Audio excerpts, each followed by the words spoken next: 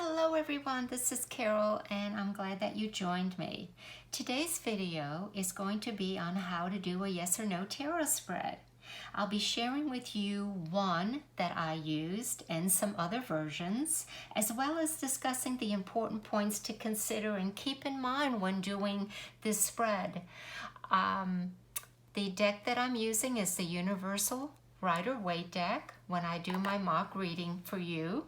And here I have a little illustration of what I'm referencing here.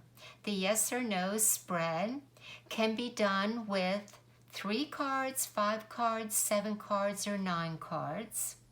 I like using the 3 cards. The important point to remember is that you have the cards laid out correctly.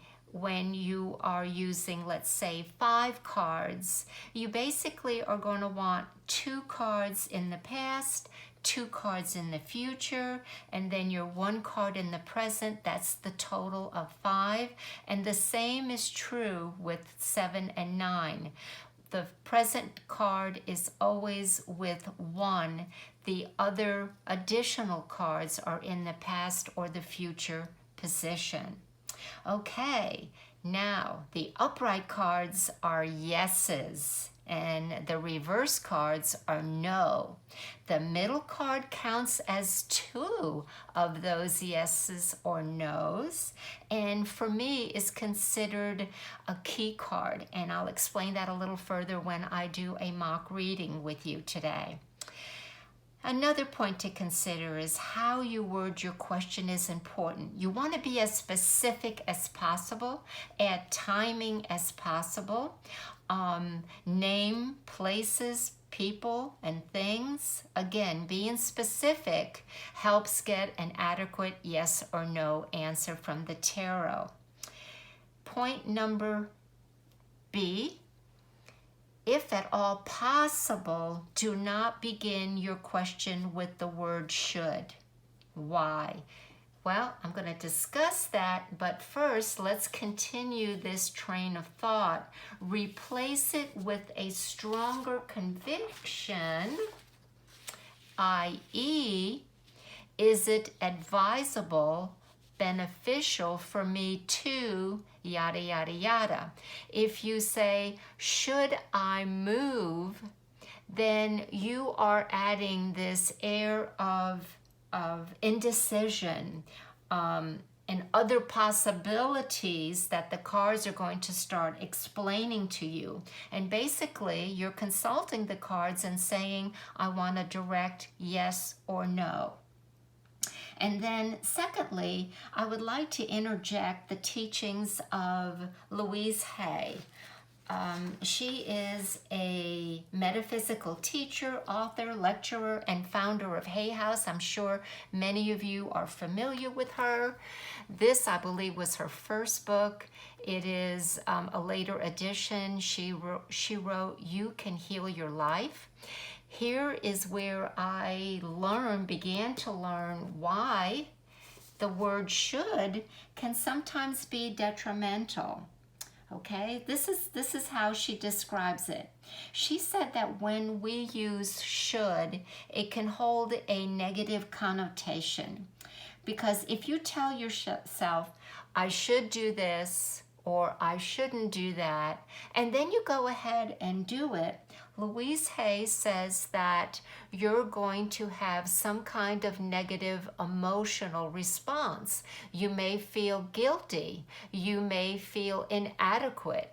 You may feel less than. So she advises that we replace the word should with could.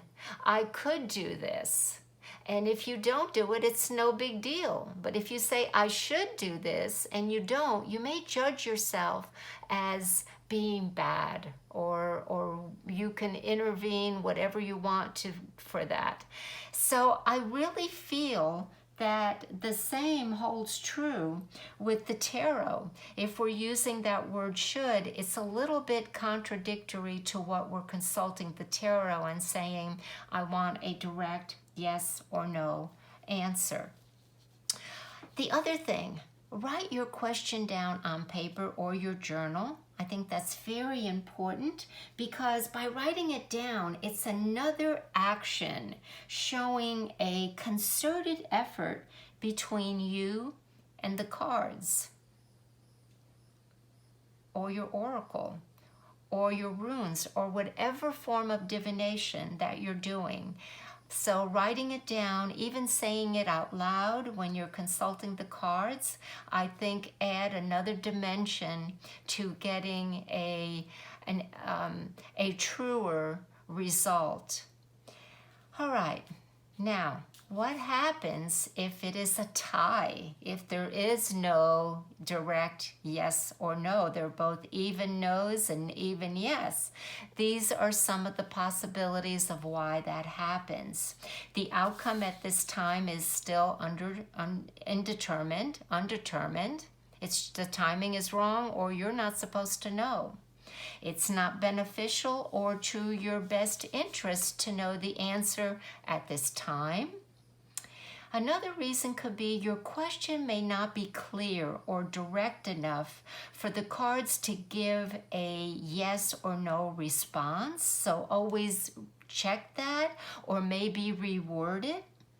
And then you could also look at the lack of concentration on the question when you're shuffling or cutting the cards. Is your mind spinning? Are you thinking of the answer already? All of those dimensions have an influence on the interruption and the flow of an openness to really seek the true answer. So concentrating on the question when you're shuffling and cutting the cards is important. Repeating it in your mind. And then lastly, there is the element of fear or really the lack or desire of truly wanting to know the answer. All these could be possibilities if you come up with a tie. And then lastly, there will be additional insights to gain by evaluating the cards in their position and meaning. This is what I mean by that. Their position is, this is going to be the past, whether you take out 1, 3, or 4 cards.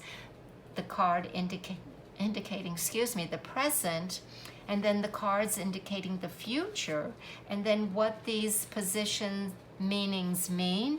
We're also going to be noting what the key card is revealing. Is it a major arcana card? Is it a no, adding 2, but everything else a yes? So that's why that key card to me kind of gives us a little bit more insight. So let's go ahead and do a little mock reading for this yes or no tarot spread. And I'm going to get centered here. I'm going to try to see what kind of question I can ask that could be easy for 3 cards. I'm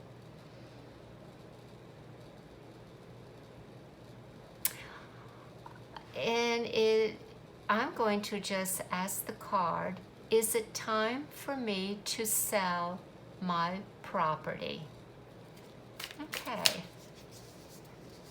Let's go ahead and get myself in the right frame of mind here.